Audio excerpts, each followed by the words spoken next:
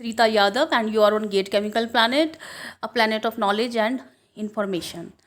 तो यहाँ पर आप लोगों ने रिक्वेस्ट की थी IOCL का एग्ज़ाम है 28 फरवरी को। जिन लोगों का 28 फरवरी को एग्ज़ाम है IOCL का, वो इस सीरीज़ के साथ जुड़ सकते हैं। इस सीरीज़ में हम IOCL के प्रीवियस ईयर क्वेश्चंस को डिस्कस करेंगे, ठीक है। तो यहाँ पर मैंने 20 क्वेश्चंस आप लोगों के लिए डिज़ाइन किए हैं। इन 20 क्वेश्चंस के आंसर को आप कमेंट बॉक्स में अपना आंसर डालने की पूरी कोशिश करें। आप पहले अपना आंसर चूज़ करें, उसके बाद ही करेक्ट आंसर मेरी तरफ से देखें। तो यहाँ पर 20 क्वेश्चंस हम डिस्कस करने जा रहे हैं। जिन लोगों का IOCL का एग्ज़ाम है वो कमेंट करके ज़रूर बताएं कि उन्हें यह सीरीज़ कैसी लग रही है और कौन कौन से क्वेश्चंस और कौन कौन से सब्जेक्ट्स के लिए उन्हें सीरीज़ चाहिए, वो उन्हें कमेंट ज़रूर करें। तो यहाँ पर क्वेश्चन नंबर 1 की तरफ बढ़ेंगे। Tetra ethyl lead is added in gasoline to increase its smoke point, reduce gum formation, reduce the pour point, increase its octane number। तो यहाँ पर गैसोलीन में टेट्रा इथाइल लेड, टेल बोलते हैं इसको, टेल ऐड किया जाता है to increase the octane number of gasoline. Gasoline के ऑक्टेन नंबर को बढ़ाने के लिए गैसोलीन में टेट्रा इथाइल लेड को ऐड किया जाता है। इसका आंसर होगा डी ऑप्शन। आप सभी लोग अपना आंसर कमेंट बॉक्स में कमेंट जरूर करें, ठीक है। Now we will move on to the next question. Octane number of gasoline is a major of its knocking tendency, ignition delay, smoke point, ignition temperature. तो गैसोलीन का जो octane number होता है, ऑक्टेन नंबर ऑफ गैसोलीन क्या करता है, it is a major of knocking tendency. Okay, so it's answer is knocking tendency. Now we will move on to the question number 3rd. The octane number of N-heptane is assumed to be 100, 0, 70 और infinity। तो N-heptane का जो octane number assume किया जाता है, it is assumed to be 0। Okay. Now we will move on to the next question. The good quality kerosene should have, एक good quality का जो केरोसिन होता है उसमें क्या होना चाहिए, लो स्मोक पॉइंट होना चाहिए, हाई स्मोक पॉइंट होना चाहिए, हाई स्मोक इंडेक्स होना चाहिए, हाई एरोमेटिक कंटेंट होना चाहिए। तो अगर हम केरोसिन की बात करें तो एक हाई क्वालिटी केरोसिन में जो स्मोक पॉइंट होता है वो ज़्यादा होना चाहिए, ठीक है। स्मोक पॉइंट उसका हाई होना चाहिए, high smoke point. Okay, so now we will move on to the next question. Diesel index is defined as degree API into aniline point in degree Fahrenheit divided by 100 or degree API into aniline point degree Celsius divided by 100, and C option is degree API into 100 divided by aniline point in degree Fahrenheit। D option is degree API into 100 divided by the aniline point in degree Celsius. तो सबसे पहले तो मैं आपको ये बता दूंगी कि जी जो आपका डीजल इंडेक्स होता है, it is the relationship between the API, degree API and the aniline point. और जो यहाँ पर aniline पॉइंट लिया जाता है वो डिग्री फ़ारेनहाइट में लिया जाता है, ठीक है। तो यहाँ पर जो पहला ऑप्शन है वो आपका सही होगा। The diesel index is equal two degree API into aniline point into divided by 100 and the aniline point taken is in degree Fahrenheit. aniline point जो है वो डिग्री फ़ारेनहाइट में लिया जाएगा, ये आप ध्यान रखिएगा, ठीक है। तो इसका ऑप्शन हो जाएगा A. Now we will move on to the question number 6। The octane number of aviation gasoline, the octane number of aviation gasoline may be 79, 87, 97 और ग्रेटर देन 100। तो एविएशन गैसोलीन के केस में ऑक्टेन नंबर जो होता है it is required more than 100। तो यहाँ पर आपका आंसर हो जाएगा 100, more than 100। So now question number 7th is सौर crude means the dash bearing crude. सौर क्रूड का मीनिंग क्या होता है, एस्फाल्ट बेयरिंग क्रूड होता है, सल्फर कंपाउंड बेयरिंग क्रूड होता है, वैक्स बियरिंग क्रूड होता है या नाइट्रोजन कंपाउंड क्रूड होता है। तो सौर क्रूड मीन्स होता है sulphur compound containing crude oil. Okay, तो यहाँ पर सल्फर कंपाउंड्स अगर प्रेजेंट हैं क्रूड ऑयल में तो उसे कहा जाता है सौर क्रूड। तो यहाँ पे इसका आंसर हो जाएगा बी ऑप्शन करेक्ट होगा यहाँ पर। Now we will move on to the question number 8th। The presence of sulphur in gasoline. Gasoline में अगर सल्फर प्रेजेंट है तो क्या प्रॉब्लमेटिक कंडीशन क्रिएट हो सकती है, कौन कौन सी प्रॉब्लम्स क्रिएट हो सकती हैं। It leads to corrosion, increase lead susceptibility, decreases gum formation, helps during stabilisation. तो देखो अगर सल्फ़र है और वह गैसोलीन में प्रेजेंट है तो sulphur compounds are responsible for the corrosion. ठीक है, सल्फ़र कंपाउंड कोरोजन क्रिएट करते हैं, तो गैसोलीन में अगर सल्फ़र प्रेजेंट होगा तो कोरोजन को इंक्रीज करेगा, तो it leads to the corrosion. It is the correct answer. So now we will move on to the question number 9th. The crude topping column operates at dash pressure. यहाँ पर बात हो रही है topping column की। तो जिनको topping column के बारे में नहीं पता है, टॉपिंग कॉलम होता है क्रूड टॉपिंग कॉलम की। अगर हम बात करें तो एडीयू की बात हो रही है, एटमॉस्फेरिक डिस्टिलेशन यूनिट, जो कि आपका एटमॉस्फेरिक कॉलम है, उसके बारे में यहाँ पे क्वेश्चन पूछा गया है। The crude topping column basically operates at atmospheric pressure. Okay, atmospheric pressure पर 1 एटमॉस्फेरिक प्रेशर बेसिकली यूज़ किया जाता है और एटमॉस्फेरिक प्रेशर पर आपका टॉपिंग कॉलम जो है वो ऑपरेट किया जाता है। तो यहाँ पर आपका आंसर होगा atmospheric pressure. Okay, so now we will move on to the next question. Cracking is an reaction. Cracking के बारे में क्वेश्चन पूछा गया है, क्रैकिंग किस तरीके की रिएक्शन होती है। Cracking is an exothermic reaction, an endothermic reaction, cracking favoured at very low temperature और नन ऑफ दीज। ठीक है, तो क्रैकिंग के बारे में अगर हम देखें तो क्रैकिंग में क्या होता है कि जो हैवी हाइड्रोकार्बन मॉलिक्यूल्स होते हैं उनको लोअर हाइड्रोकार्बन्स मॉलिक्यूल में क्रैक किया जाता है। ठीक है, with the help of thermal heating.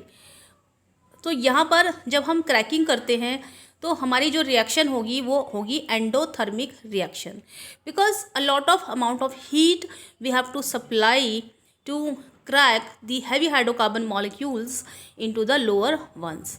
तो क्रैकिंग जो है वो एक एंडोथर्मिक रिएक्शन होती है। यहाँ पर इसका बी ऑप्शन करेक्ट होगा। क्वेश्चन नंबर 11th की अगर हम बात करें, the main aim of cracking is to produce. Cracking का मेन एम क्या होता है, तो सबसे पहले मैं आपको बता देती हूँ कि फर्स्ट ऑफ ऑल हम प्राइमरी प्रोसेसिंग करते हैं। प्राइमरी प्रोसेसिंग में हमें एक प्रोडक्ट स्लेट मिलती है। ठीक है, उसके बाद क्या होता है कि जो हैवी हाइड्रोकार्बन्स मॉलिक्यूल्स हमें मिलते हैं प्राइमरी प्रोसेसिंग में, तो उनकी हम फर्दर क्या करते हैं, उनकी हम सेकेंडरी प्रोसेसिंग करते हैं। और जो क्रैकिंग है आपका वो सेकेंडरी प्रोसेसिंग के अंडर में आता है। तो क्रैकिंग अगर हम करते हैं या फिर अगर हम सेकेंडरी प्रोसेसिंग की बात करें तो सेकेंडरी प्रोसेसिंग का जो एम होता है बेसिकली वो होता है to maximise the gasoline pool. तो क्रैकिंग का जो मेन एम होता है वो बेसिकली होता है to maximise the gasoline yield को इंक्रीज करने के लिए क्रैकिंग जो है वो की जाती है।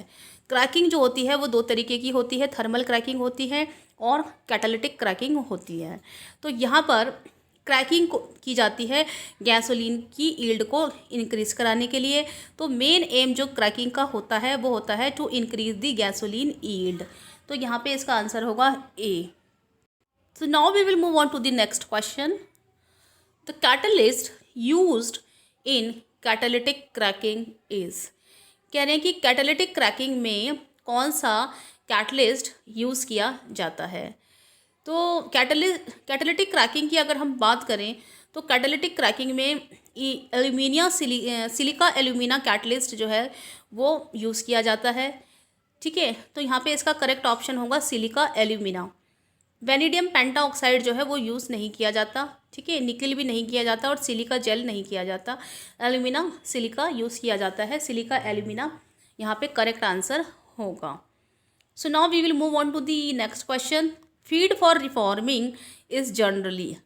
तो जो रिफॉर्मिंग की जाती है ना वो बेसिकली नेफ्था की जाती है और स्ट्रेट रन गैसोलीन की जाती है। ठीक है, तो नेफ्था की कैटालिटिक रिफॉर्मिंग की जाती है, और तो रिफॉर्मिंग के लिए जो फीड होता है, सूटेबल फीड माना गया है, वो नेफ्था होता है या फिर स्ट्रेट रन गैसोलीन होता है। Reduced crude, vacuum gas oil और एटमॉस्फेरिक गैस ऑयल, इनकी रिफॉर्मिंग नहीं की जाती।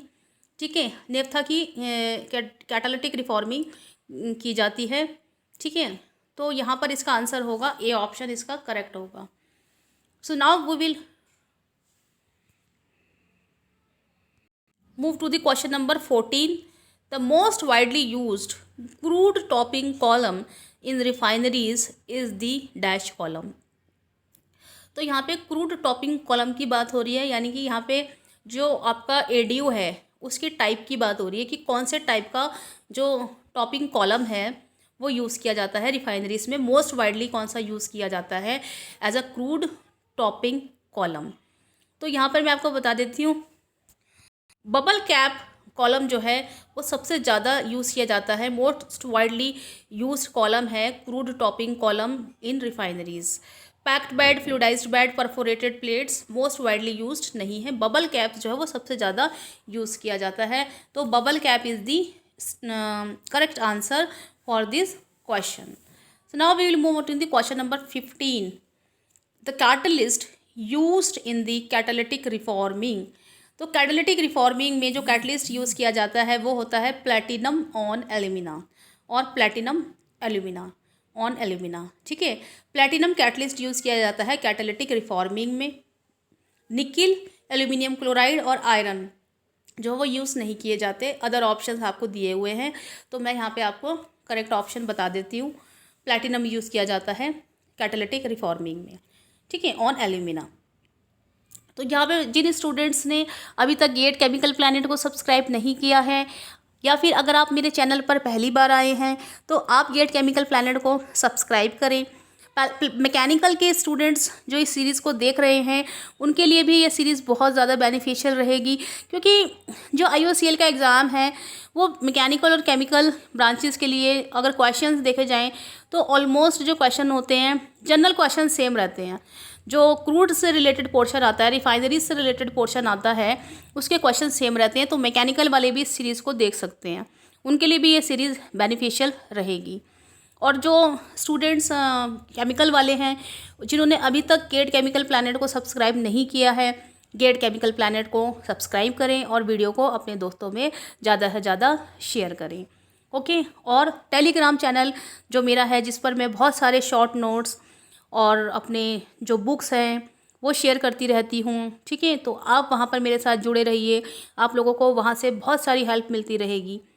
तो यहाँ पर क्वेश्चन नंबर 16 की तरफ हम बढ़ेंगे। Question number 16 is performance number of a liquid fuel is related to its. यहाँ पर परफॉर्मेंस नंबर की बात हो रही है और लिक्विड फ्यूल के केस में परफॉर्मेंस नंबर यूज़ किया जाता है। Performance number of a liquid fuel is related to its wax content, spontaneous ignition temperature और द नॉकिंग टेंडेंसी और द सल्फर कंटेंट। तो देखो, परफॉर्मेंस नंबर की अगर हम बात करें तो परफॉर्मेंस नंबर का सल्फर कंटेंट और नॉकिंग टेंडेंसी से कोई भी रिलेशन नहीं है। वैक्स कंटेंट से भी परफॉर्मेंस नंबर का रिलेशन नहीं होता। ठीक है, तो यहाँ पर जो आपका ऑप्शन बच रहा है वो है आपका स्पॉन्टेनियस इग्निशन टेम्परेचर। और जी हाँ, performance number of liquid fuel is related to its spontaneous ignition temperature. Okay, so now we will move on to the question number 17. The most commonly used crude heater before the fractionating tower in a refinery is the। तो इस तरीके के questions last year previous year में आ चुके हैं। Column से related, heater से related, performance number से रिलेटेड, कैटलिस्ट से रिलेटेड बहुत सारे क्वेश्चंस जो हैं वो पूछे जाते हैं कि कौन से प्रोसेस में कौन सा कैटलिस्ट यूज़ किया जाता है। तो जो कैटलिस्ट है और उनमें जो प्रोमोटर्स यूज़ किए जाते हैं वो ज़रूर आप पढ़ के जाएं। ठीक है, जितने भी आपके प्रोसेसेस हैं, चाहे वो कैटालिटिक रिफॉर्मिंग है, हाइड्रो प्रोसेसिंग है और आइसोमराइजेशन प्रोसेस है, जितने भी प्रोसेसेस हैं उनमें FCC में कौन सा कैटलिस्ट यूज़ किया जाता है, ये सारे आप कैटलिस्ट के नाम ज़रूर याद कर लें और उनके साथ प्रमोटर्स कौन से यूज़ किए जाते हैं वो ज़रूर याद करें। और जो टेस्ट होते हैं जैसे स्मोक पॉइंट टेस्ट है, एनिलीन पॉइंट टेस्ट है, डीजल इंडेक्स क्या होता है, परफॉर्मेंस नंबर क्या होता है, इन सबको आप एक बार राम प्रसाद से ज़रूर देख लें। डॉक्टर राम प्रसाद एक किताब है जिनमें ये सारे टेस्ट दिए हुए हैं। डॉक्टर राम प्रसाद से आप ज़रूर पढ़ें। डॉक्टर राम प्रसाद का चैप्टर नंबर 4 जो है उसको आप ज़रूर देख कर जाएँ, उसको अच्छे से याद कर लें, सारे टेस्ट वहाँ से पढ़ लें। मेरे से जितनी हेल्प आपकी हो पाएगी मैं ज़रूर करूँगी। टाइम बहुत कम है, इसलिए जितने वीडियोस हो पाएंगे मैं वीडियोस बनाऊँगी और आप लोगों के लिए उसको ज़रूर आप लोगों के लिए अपलोड करूँगी, ठीक है। लेकिन फिर भी आप डॉक्टर राम प्रसाद को ज़रूर पढ़कर जाएं। राम प्रसाद में बहुत सारे क्वेश्चंस आने की पॉसिबिलिटीज़ रहती है। एक objective type Ram Prasad book आती है, आप उसको ले लीजिए, उससे ज़रूर पढ़कर जाएं, क्योंकि आपके जो जितने भी PSUs के एग्ज़ाम्स होते हैं डिप्लोमा लेवल पर, वो इन किताबों से कभी कभी डायरेक्टली क्वेश्चंस आ जाते हैं। तो अगर आपको नहीं पता है डॉक्टर राम प्रसाद बुक के बारे में तो आप इस बुक को ख़रीद भी सकते हैं। और बहुत सारी किताबें मेरे टेलीग्राम चैनल पर डाली हुई हैं, आप वहाँ से भी डायरेक्टली ले सकते हैं। मुझसे पूछ सकते हैं, अगर आपके पास बुक नहीं है तो आप टेलीग्राम पर मैसेज करके मुझे पूछ सकते हैं, मैं आपको गाइड करूँगी कि आपको बुक कैसे मिल सकती है, ठीक है। तो ये जो डॉक्टर राम प्रसाद की किताब है, OP गुप्ता की किताबें हैं, ये आप लोगों को हेल्प करेंगी इस तरीके के एग्ज़ाम के लिए। तो यहाँ पर मैं आपको बताना चाहूँगी क्वेश्चन नंबर 17 जो है आपका, most commonly used crude heater before the fractionating tower in a refinery is the. तो यहाँ पर हीटर के बारे में पूछा है कि कौन सा हीटर जो है वो यूज़ किया जाता है। तो यहाँ पे जब हम क्रूड ऑयल की फ्रैक्शनेशन करते हैं तो क्रूड ऑयल के टेम्परेचर को डिज़ायर्ड टेम्परेचर तक राइज़ करने के लिए हमें हीटर की ज़रूरत पड़ती है, ठीक है। तो यहाँ पे पूछा है कि कौन से टाइप का हीटर यूज़ किया जाता है। Electric immersion heater, pipe steel heater, steam coil heater और नन ऑफ दिस। तो मैं आपको बता देती हूँ कि हीटर जो यूज़ किया जाता है उसे बोलते हैं पाइप स्टील हीटर। तो इसका ऑप्शन होगा B correct. Pipe steel heater जो है मोस्ट कॉमनली यूज्ड हीटर होता है। फ्रैक्शनेटिंग टावर से पहले यूज़ किया जाता है। क्रूड ऑयल के टेम्परेचर को डिज़ायर्ड टेम्परेचर तक इंक्रीज़ करने के लिए आपका ये हीटर यूज़ किया जाता है। So now we will move on to the question number 18th. Which of the following has the highest gum forming tendency in gasoline? तो कह रहे हैं कि यहाँ पर आपको पैराफिन्स दिए गए हैं, डाइओलिफिन्स दिए गए हैं, एरोमेटिक्स दिए गए हैं और नेपथिन्स दिए गए हैं। और पूछा गया कि which of the following has the highest gum forming tendency in gasoline. So gasoline में अगर ओलिफिन्स प्रेजेंट होते हैं तो olefins are basically responsible for the gum formation in the gasoline. तो ये माना जाता है कि गैसोलीन में ओलिफिन्स प्रेजेंट नहीं होने चाहिए। तो डाई ओलिफिन्स जो होते हैं they are the if they are present in the gasoline then they will create the gum formation in the gasoline.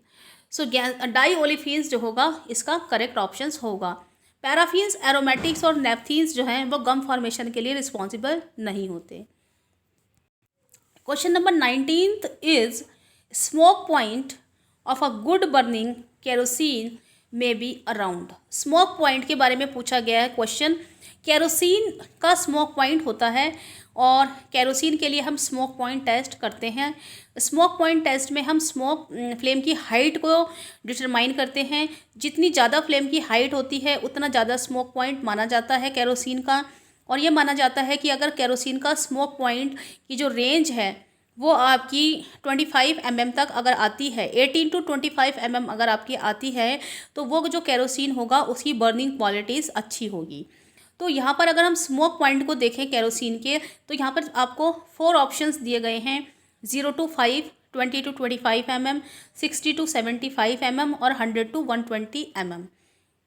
तो केरोसिन की जो स्मोक पॉइंट होता है उसकी रेंज होती है आपकी वैसे तो 18 से 25 mm होती है। 18 mm तक हाइट अगर है तो आपका स्मोक पॉइंट जो होता है वो अच्छा माना जाता है। लेकिन यहाँ पे ऑप्शंस में जो दिया है 20 to 25 आपको सेलेक्ट करना होगा, क्योंकि अदर ऑप्शंस हैं उनमें 60 to 75 तो बहुत ज़्यादा है, 100 to 120 mm भी बहुत ज़्यादा है, ठीक है। तो यहाँ पर और 0 to 5 mm जो है स्मोक पॉइंट बहुत कम है। तो यहाँ पे 20 to 25 mm आप सेलेक्ट कर सकते हैं। अदरवाइज क्वेश्चन में 18 mm भी दिया जा सकता है, 18 to 25 mm भी दिया जा सकता है। तो आप अगर 18 to 25 mm दिया है तो आप 18 to 25 mm भी सिलेक्ट कर सकते हैं। ठीक है, क्वेश्चन पूछने के अलग अलग तरीके हो सकते हैं, लेकिन अगर 18 mm तक आपका स्मोक पॉइंट दिया गया है तो आप जो mm में दिया गया है बेसिकली वो फ्लेम की हाइट दी गई है। फ्लेम की हाइट जितनी ज़्यादा होगी उतना ज़्यादा स्मोक पॉइंट आपका अच्छा होगा और केरोसिन की बर्निंग क्वालिटीज़ उतनी अच्छी होगी। तो यहाँ पर आप 20 to 25 सेलेक्ट कर सकते हैं।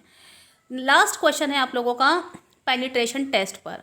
The penetration test and the softening point test are important for which type of fuel? Bitumen के लिए, गैसोलीन के लिए, केरोसिन के लिए, लाइट गैस ऑयल के लिए। तो मैं आपको बता दूं पेनिट्रेशन टेस्ट और सॉफ्टनिंग पॉइंट टेस्ट जो होते हैं वो ब्यूटुमन के लिए किए जाते हैं। ब्यूटुमन का पेनिट्रेशन टेस्ट होता है और सॉफ्टनिंग पॉइंट टेस्ट होता है। तो यहाँ पर इसका ऑप्शन ब्यूटुमन करेक्ट होगा। तो यहाँ पर मैंने इस सीरीज़ का फर्स्ट वीडियो जो है आप लोगों के लिए वो अपलोड कर दिया है। नेक्स्ट आपके वीडियोस आते रहेंगे, जैसे जैसे आपकी रिक्वायरमेंट रहेंगी, आपकी डिमांड रहेंगी, वैसे वैसे वीडियोस आएंगे। अगर आप सीरीज़ को पसंद कर रहे हैं, लग रहा है मुझे कि आप वीडियो देख रहे हैं, तो आप लोगों को जैसे जैसे आप कमेंट करेंगे, अगर आपको रिक्वायरमेंट होगी तो आपको वीडियो ज़रूर मिलेगा। आप अपनी रिक्वायरमेंट ज़रूर बताएं कि आपका पेपर है, आपको कौन कौन से सब्जेक्ट्स पर वीडियोज़ चाहिए, देन फर्दर मैं वीडियोज़ डाल दूँगी। ठीक है, तो यहाँ पर मैं इस वीडियो को वाइंड अप करूँगी। अगर आपको ये वीडियो पसंद आया हो तो अपने दोस्तों में ज़रूर शेयर करें, वीडियो को लाइक करें और गेट केमिकल प्लैनेट को सब्सक्राइब करें। मेरे टेलीग्राम चैनल को ज़रूर ज्वाइन करें। टेलीग्राम चैनल पर मैंने बहुत सारे शॉर्ट नोट्स डाले हुए हैं और वहाँ पर बहुत सारी मैंने ऑनलाइन बुक्स भी डाली हुई हैं और फार्मूला शीट्स हैं, बहुत सारी चीज़ें और हैं, आप देख सकते हैं, आप वहाँ से ले सकते हैं डायरेक्टली। ठीक है, तो स्टूडेंट्स के लिए बहुत ही बेनिफिशियल रहेगा। तो यहाँ पर आप गेट केमिकल प्लैनेट को ज़्यादा से ज़्यादा सब्सक्राइब करें। Thank you so much and have a nice day.